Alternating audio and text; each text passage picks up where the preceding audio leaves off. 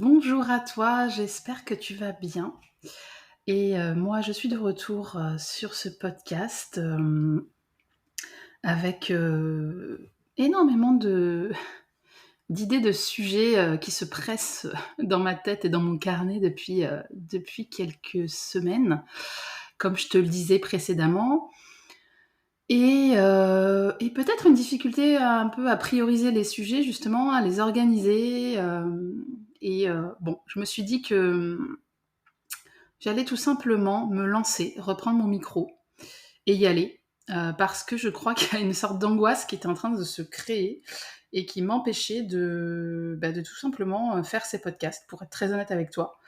Paradoxalement, voilà, plein de sujets à aborder, de choses à transmettre, d'une part, et de l'autre, une sorte d'angoisse de pas y arriver. Voilà, je sais pas si ça fait écho parfois à ce que toi tu peux ressentir, dans cette difficulté qu'on peut avoir à parfois passer à l'action. Mais, d'expérience, je sais maintenant que, le mieux c'est dans ces cas-là, c'est de se lancer, de faire et puis de s'autoriser à peut-être, se tromper, pas faire les choses parfaitement, mais sortir de cet état de paralysie. Ouais, j'étais un peu, arrivée à un état de paralysie, je dirais, quelque part, à trop vouloir bien faire. Tu vois, là, je te partage vraiment à cœur ouvert, les choses. Pas pour te raconter ma vie une fois de plus, c'est vraiment pas le but ici, mais c'est parce que je sais que quand on fait ce genre de partage, ça vient, résonner avec l'autre, et c'est vraiment mon objectif, voilà, de pouvoir, faire résonner des choses en toi à l'écoute de ce podcast. Et aujourd'hui, je me suis dit que j'allais revenir à l'essence de mon message et d'une clé, vraiment importante que j'ai déjà évoquée dans certains épisodes. La vérité, en fait, je me faisais aussi cette réflexion, c'est que finalement, je crois que les messages que je transmets, ils sont assez simples et ils pourraient se résumer en 3 phrases. Mais, l'idée, c'est de les aborder de plein d'angles différents, avec d'expériences différentes, d'exemples différents et je dirais, en partant de problématiques différentes, mais à chaque fois, finalement, on revient un petit peu toujours au même message. Mais c'est pas grave, parce que ça permet d'amener les choses, voilà, de plein de manières différentes, et c'est ça, qui compte. Donc, comme je le disais, ce que je vais aborder ici dans cet épisode, c'est une clé très importante, complètement centrale en ce qui me concerne dans ce que je pratique depuis plusieurs années et centrale dans, justement quand je me sens bloquée, je reviens toujours à ça finalement et j'y suis revenue, je vais te l'expliquer un petit peu plus, en détail ces dernières semaines d'ailleurs mais j'avais envie, voilà, de consacrer vraiment un épisode à cette pratique, que j'ai nommée donc «Tourner son regard vers l'intérieur et choisir la douceur». Donc il y a vraiment 2 choses là-dedans que je vais détailler, mais qui pour moi sont absolument centrale. Parce que dans cette phrase-là, tu réalises bien qu'en fait, c'est extrêmement simple, en fait. C'est quelque chose d'extrêmement simple, de tourner son regard vers l'intérieur et de choisir la douceur. Mais il y a aussi 2 prises de décision, à ce niveau-là. Tourner son regard vers l'intérieur, première prise de décision, et choisir la douceur, deuxième prise de décision.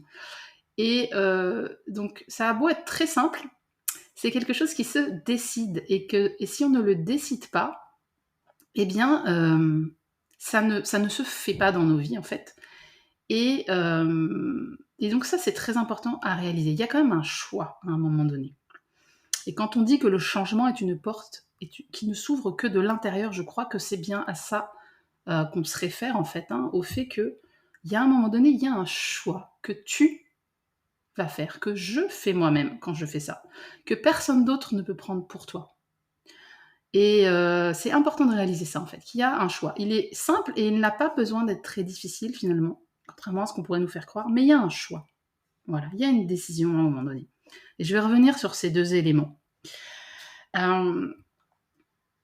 Donc moi, cette clé-là, elle est très importante pour moi à transmettre parce que, elle a été déterminante dans mon propre cheminement ces 3-4 dernières années. Hem Je crois qu'au fond, c'est par là que tout a commencé pour moi, dans, je dirais cette période de cheminement conscient que j'ai entamée et elle est extrêmement, importante aussi pour moi parce que je reviens toujours à cette pratique dans tous les accompagnements que je fais. Alors bien sûr, j'utilise des outils de connaissance de soi, par exemple le Human Design ou d'autres outils, mais en réalité, tous ces outils-là n'ont pour, seul et unique objectif que d'amener justement ces 2 éléments. Tourner son regard vers soi, vers l'intérieur de soi et choisir la douceur. Tout le reste, ce ne sont que des outils périphériques, mais finalement le cœur du message, il est là et voilà, moi ces dernières semaines, je suis revenue, à cette clé, à cette pratique, centrale dans ma vie, de manière un petit peu plus, intense, je dirais, pour une raison assez simple. C'est que, je me suis retrouvée, face à un certain vide dans ma vie qui était, majoritairement choisi, hein, de ma part, heu, mais qui a été un petit peu difficile peut-être, par moments à vivre, en tout cas au début. C'est-à-dire que, je me suis retrouvée avec, 2-3 semaines là, où, j'avais rien de particulier à faire. J'étais chez moi et il y avait des personnes, à voir, mais, j'avais cette sensation aussi que j'avais un fort besoin de solitude. Donc j'ai limité, quand même pas mal, mes interactions sociales et puis en plus, bah, au mois d'août, de toute façon, il y a pas forcément autant de monde que d'habitude et j'ai progressivement aussi limité, tous les stratagèmes que je mets en place habituellement pour combler, le vide et éviter de me retrouver en fait, avec moi-même. Et j'ai réalisé à quel point en fait, et ça fera probablement écho aussi à ce que tu vis, à quel point en fait nous sommes capables de déployer un nombre de stratagèmes absolument incroyables pour éviter de rester face avec nous-mêmes et avec, nos propres tensions intérieures et je reviendrai après sur ces histoires de tensions intérieures. Alors qu'est-ce qu'on utilise comme stratagème? Bien tout simplement, toutes ces habitudes qu'on peut avoir, qui permettent de combler le vide, qui permettent de s'occuper, de se distraire, hem et ça va vraiment dépendre des gens, en fait. Ça peut être, par exemple, le fait d'être tout le temps en train de faire quelque chose, de s'agiter, de se créer, des obligations, de se créer, des choses à faire, du travail, des trucs à réparer, à bidouiller, à faire, voilà, être dans le faire. Bon, moi, personnellement, c'est pas, forcément, une tendance que j'ai, mais je sais que ça peut l'être pour beaucoup de gens, cette sensation d'avoir plein de choses à faire. Alors qu'en réalité, si on creuse un peu, personne, n'oblige à faire ces choses-là à part soi-même. Ça peut être aussi, la nourriture, hein, elle peut être beaucoup utilisée pour combler le vide. C'est pas uniquement ça, bien évidemment, la raison pour laquelle on l'utilise, mais souvent, on va utiliser la nourriture. Moi, c'est quelque chose que je fais beaucoup, hein, dans une proportion, bien moindre qu'avant, mais j'ai encore cette tendance-là à, à utiliser la nourriture pour combler, pour m'occuper et combler un vide auquel j'ai pas forcément envie de faire face. Puis c'est bien parce qu'avec la nourriture, bah, il faut faire à manger, puis digérer. Donc tout ça, ça crée de l'activité en fait qui nous évite de rester, face à nous-mêmes, hein. Donc c'est très efficace la nourriture et puis en plus comme, ça vient, stimuler les circuits de la récompense et cetera, c'est parfait. Ça marche très, très bien, on va pas se mentir. Et d'ailleurs, bah, je me suis pas mal interrogée sur les bienfaits du jeûne ces derniers temps et je réalise à quel point, c'est peut-être ça la grande difficulté dans le jeûne, c'est, de ne plus avoir la nourriture comme outil pour se détourner de soi-même. Et ça nous oblige à faire face à un certain vide.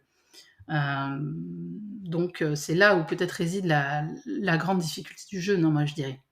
Au-delà des idées qu'on peut avoir là-dessus. Après il y a aussi, bah, voilà, tous les contenus auxquels on peut avoir recours, notamment les écrans, les réseaux sociaux, les séries et cetera. Et ça peut être aussi, les interactions, sociales classiques, donc voir du monde tout le temps. voir du monde, s'occuper, sortir, faire des activités à tout va, et cetera. Je dis pas forcément que c'est négatif, mais en tout cas, on peut avoir cette tendance et c'est important de savoir repérer ça dans nos vies. Quelles sont ces choses que je fais, que j'utilise pour éviter de me retrouver confrontée à moi, à mes tensions intérieures, à mon vide intérieur. Ayons cette honnêteté à un moment donné de juste regarder et d'identifier parmi tout ce que nous faisons, ces tendances que nous avons à utiliser. Utiliser l'activité, les contenus, les gens, la nourriture. Bon, sans parler de l'alcool, des drogues et du tabac, bien évidemment, qui rentrent également dans cette catégorie, mais aussi le sport, peut aussi tout ce qu'on va faire finalement un peu en excès et qui va finalement devenir trop en fait, quand on regarde bien. Mais c'est difficile parfois de repérer ça dans nos vies parce que quand on fait ces choses-là sans être dans l'excès, il n'y a rien de mal en soi. Mais c'est repérer, en fait, à quel moment je commence à utiliser tous ces éléments-là dans l'objectif de ne pas faire face à mon état intérieur. Ayons cette honnêteté de regarder. Et moi, j'ai eu donc cette honnêteté de regarder un petit peu, puisque j'en ai eu le loisir. Et clairement, une fois que j'avais retiré un peu tous ces stratagèmes que j'utilise pour éviter de faire face à mon propre inconfort intérieur, je me suis retrouvée face à mon propre inconfort intérieur. Et c'était un petit peu difficile à vivre. J'étais là à me dire, mais en fait, je devrais être bien. Enfin, je suis chez moi, tranquille, j'ai rien de particulier à faire, je peux chiller, je devrais être bien, et pourtant, je suis pas bien. Et du coup, c'était ce mélange, moi, qui revient toujours chez moi. Après, chacun ira mettre les mots qu'il souhaite sur son propre état intérieur. Mais moi, c'est toujours une sorte de malaise mêlé d'agitation. Qui va se manifester chez moi, en fait, dans mon état intérieur un peu de base. Et j'ai commencé, du coup, à réaliser ça. Et c'était assez inconfortable parce que j'avais tout un tas de pensées du type, donc qui étaient très culpabilisantes. Il faudrait que tu fasses ceci ou cela. Il faudrait que tu enregistres un podcast, par exemple. Tu vois, c'est pour ça que j'en ai pas enregistré pendant un moment, parce que je me sentais sous la pression de cette injonction. Ok, t'as du temps devant toi, vas-y, fais des podcasts. Pourquoi tu le fais pas ? Tu devrais ranger la maison.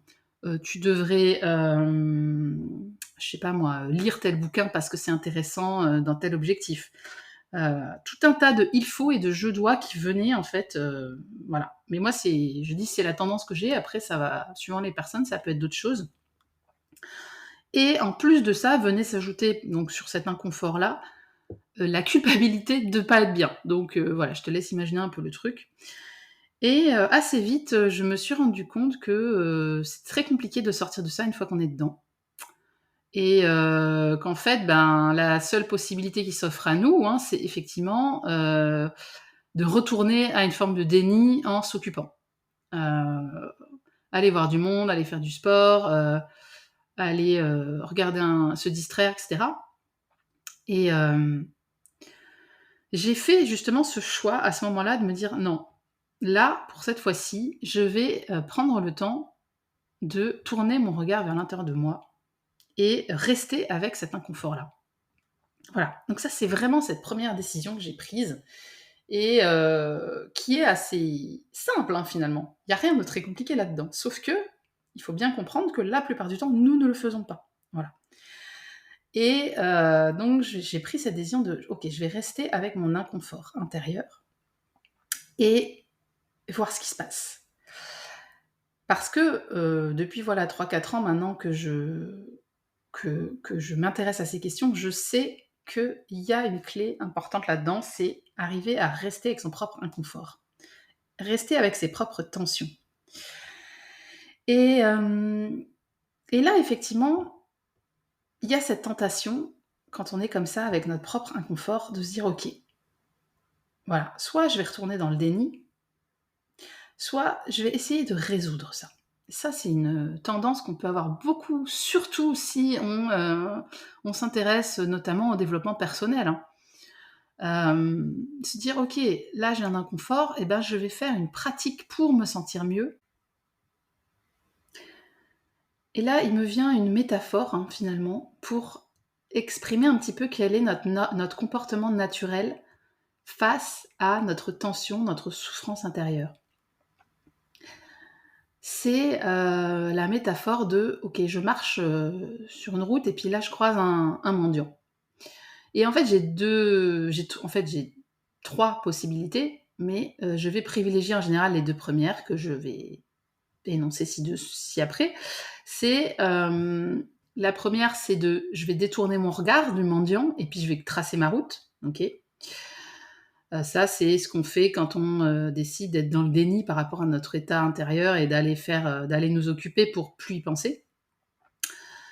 Et la deuxième option, c'est de donner, une pièce au mendiant, pour se donner bonne conscience. Et ça, bah, c'est, quand par exemple, je vais aller faire une pratique pour aller mieux, pour soulager mon état, de tension intérieure. Voilà. Donc et dans les 2 cas, on ne on fuit quelque part cette souffrance, on détourne le regard ou on cherche à,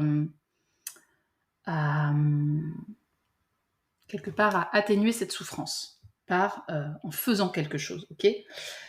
Hem, mais en réalité, il existe une, troisième voie qui est, de regarder ce mendiant droit dans les yeux et de décider de le prendre dans nos bras malgré, hein, la peur peut-être, la répulsion, la honte qu'on peut éprouver à faire ça et lui apporter de l'amour, en fait. Lui donner de l'amour et l'embrasser, l'englober, l'accueillir, en fait. Et moi, c'est cette troisième voie justement, quand je parle de choisir la douceur, hein, donc tourner son regard vers l'intérieur et choisir la douceur, c'est, au moment où voilà, on fait face à cette tension intérieure, la clé, elle est là. Elle est de simplement venir accueillir, accepter cette tension intérieure pour ce qu'elle est. Et pourquoi c'est une clé si importante, en fait? Parce que dès lors que je suis en train de faire quelque chose pour ou de résister à cet état de tension, je ne vais faire que l'accentuer, en fait. Puisque, cet état intérieur de tension, de mal-être, hem, il est, créé par, finalement, notre mental qui juge, qui, heu, qui attend des choses de la vie, qui juge ce que la vie nous apporte. En gros, hein, si je résume, en fait, c'est ce fonctionnement naturellement binaire du mental humain qui nous crée de la souffrance, en fait. Et chercher à résister à ça, c'est rentrer dans cette même dynamique et donc rester à ce niveau-là. C'est rajouter de la résistance à quelque chose qui est déjà de la résistance, en fait. C'est rester dans ce mode binaire, finalement, en se disant, ok, cette souffrance, elle est pas bien, elle est pas confortable, donc je vais venir essayer de la faire cesser ou au contraire, là, je vais la fuir. Mais on reste du coup dans ce jeu-là, en fait, en faisant ça. Et donc, le choix de la douceur, c'est quoi? C'est simplement de faire preuve de douceur envers soi-même, d'aller se connecter à cet endroit, ce niveau, en fait, quelque part, cette échelle, hein, dont j'ai déjà parlé dans d'autres podcasts.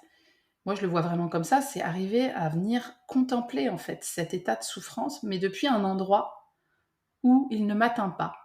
Et cet endroit où il ne m'atteint pas, c'est un endroit où les émotions et les pensées propres aux humains n'ont plus de prise, en fait. C'est-à-dire quand je suis connectée à ce que j'appelle moi, hein, l'échelle des atomes, en fait. C'est-à-dire que je suis moi-même, mais en ayant conscience que je suis juste des atomes. Et quand je suis à ce niveau de conscience-là, je peux voir mes pensées, je peux voir mes émotions, mais je reste juste des atomes. Voilà. Et donc je sais que ces pensées-là, que ces émotions-là n'ont aucune prise sur moi, au fond. Voilà, je peux les regarder, je peux regarder la souffrance se déployer en moi comme un phénomène, mais je peux juste le contempler, l'observer sans le juger, juste, voilà, regarder ça et me dire ok, comme si j'étais un peu, le spectateur d'un film qui se déroule sous mes yeux. Voilà. Mais je suis juste là en train d'observer, de regarder, sans juger. Voilà, je contemple le film des événements intérieurs qui, hem, qui se passent dans ma vie, en fait, et en moi. Voilà, en fait, ce que j'appelle, moi, finalement, choisir la douceur. Parce que quand on est donc à ce niveau-là, hein, à cette échelle de conscience, des atomes, il y a plus, ce jugement binaire: «C'est bien, c'est pas bien». Parce que ça, c'est le mental, c'est à l'échelle du mental qu'on est dans cette, vision binaire des choses, mais quand on est connecté à, l'échelle des atomes, il y a plus, en fait, ce jugement-là, et ça nous libère, en fait. Ça nous libère, et donc c'est un endroit, un niveau de conscience où, en fait, on est capable d'englober la souffrance, on est capable d'englober les pensées, on est capable d'englober les émotions, parce qu'on est connecté à quelque chose de plus large, en fait, que tout ça. Et le fait d'englober, d'embrasser, d'accueillir, en fait, ce qui se passe, bien, c'est la clé pour retourner ça, en fait. C'est la clé parce que du coup, hem, à cet endroit-là de conscience, il y a des solutions qui peuvent émerger, mais qui ne sont pas les solutions que le mental aurait pu trouver. OK? Le mental qui est toujours en train de juger, de classer. Non, là, on est connecté à un niveau de conscience où finalement, on voit les choses totalement différemment. Et, et donc, faire le choix de regarder à l'intérieur de soi et d'accueillir avec cette douceur immense ce qui se passe en nous, c'est véritablement la clé, en fait, hem, pour sortir de ça, de manière, on va dire, durable, définitive et créative. Voilà. Sinon, tout le reste, je dirais que c'est juste, on est juste en train de se mettre, la tête dans le sable, de botter en touche, de faire l'autruche, et c'est pas grave, on a le droit. Moi, la première, je le fais aussi. Mais il faut pas espérer, avec ce genre de comportement-là, résoudre, en fait, la souffrance, en nous. Elle reviendra toujours, et elle va revenir de manière, plus forte, plus fréquente, enfin, en général, hein. Et personnellement, j'ai pas trouvé d'autres, voies aujourd'hui que celle-là. C'est pour ça que j'avais envie de consacrer un podcast à, à cette clé importante, qui est à la fois si simple et si difficile à mettre en œuvre, parce que pas habituelle dans nos modes de fonctionnement, dans ceux qu'on nous a appris à avoir, en fait. Et tellement incompréhensible pour le mental humain, en réalité. C'est une voie où, en fait, c'est un petit peu comme, c'est un petit peu l'idée de, voilà, vous avez une bombe à retardement, et le seul moyen de venir désamorcer cette bombe-là, bah, c'est d'y aller extrêmement doucement. D'approcher, en fait, la bombe très doucement. Hein, on n'y va pas, comme un gros bourrin, là, et non, là, on va vraiment venir, désamorcer cette bombe avec énormément de précaution et de douceur, et c'est ça qui est, de mise ici. C'est vraiment cette idée de, voilà, de juste contempler ce qui se passe en nous. Déjà les pensées, et puis les émotions dans notre corps. Où est-ce que ça se situe? Moi, je le dis très souvent, mais c'est très souvent au niveau du ventre que je ressens des choses. Ça peut être aussi cette sensation qu'on a à notre respiration, qui finalement est un petit peu, n'est pas elle est pas, elle est pas libre, elle est un petit peu, contractée, et justement, ben, pour embrasser et accueillir cette tension intérieure et que ça reste supportable. Parce qu'en fait, le problème, c'est qu'on a très vite fait, ben, comme je disais, hein, de détourner le regard ou de fuir parce que c'est difficile, on va pas se mentir. On n'aime pas ça, rester avec notre inconfort intérieur. Pourquoi? Parce que dans le corps, c'est inconfortable. Et du coup, j'ai exploré des voies pour arriver justement à accueillir et à embrasser cette tension intérieure au travers du corps. Et les voies que j'explore de plus en plus, ce sont la respiration et la danse. Il y en a sûrement d'autres, mais moi je trouve que ce sont des outils qui permettent vraiment d'accueillir ce qui se passe en nous au niveau corporel et d'embrasser cet inconfort. La respiration, bah, ça va tout simplement, consister à venir respirer de manière profonde à travers l'inconfort qu'on ressent. Et la danse, simplement arriver à danser avec cette sensation.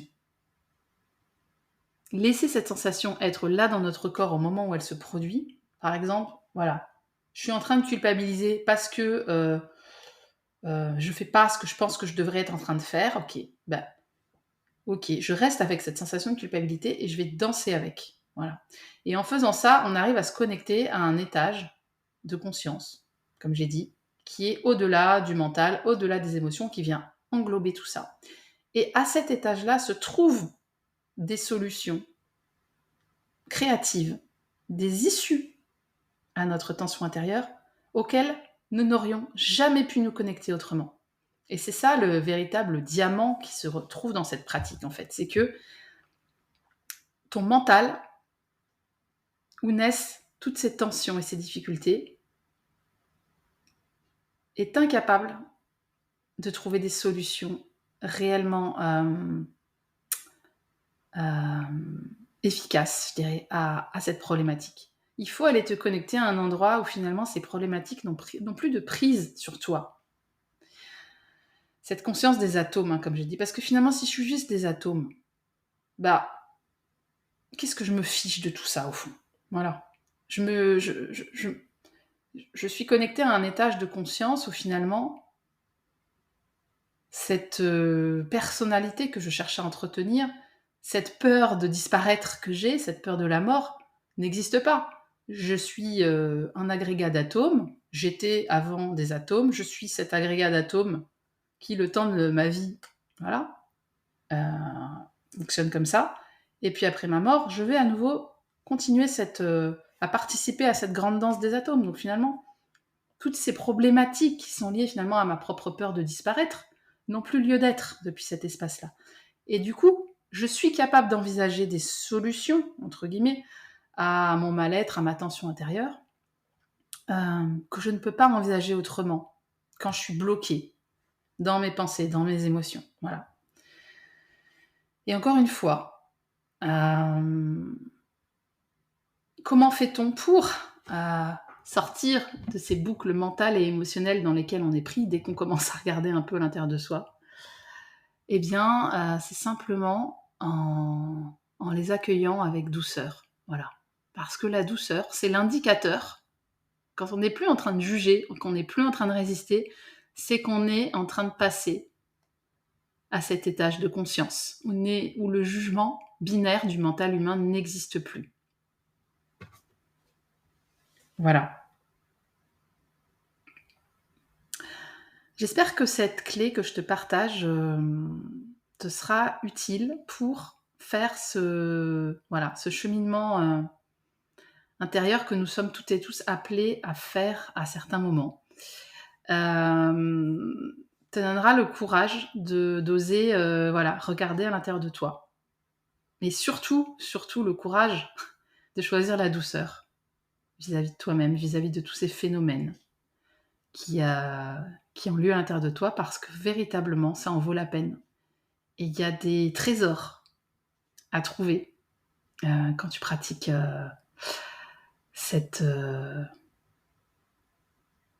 pratique qui est finalement si simple. Si inhabituelle, mais si simple, finalement. Voilà. Je te souhaite, et je me souhaite également à moi-même, de pouvoir cultiver ça de plus en plus dans mon quotidien, en tout cas. Et je te dis à très bientôt pour un prochain épisode. Mouah.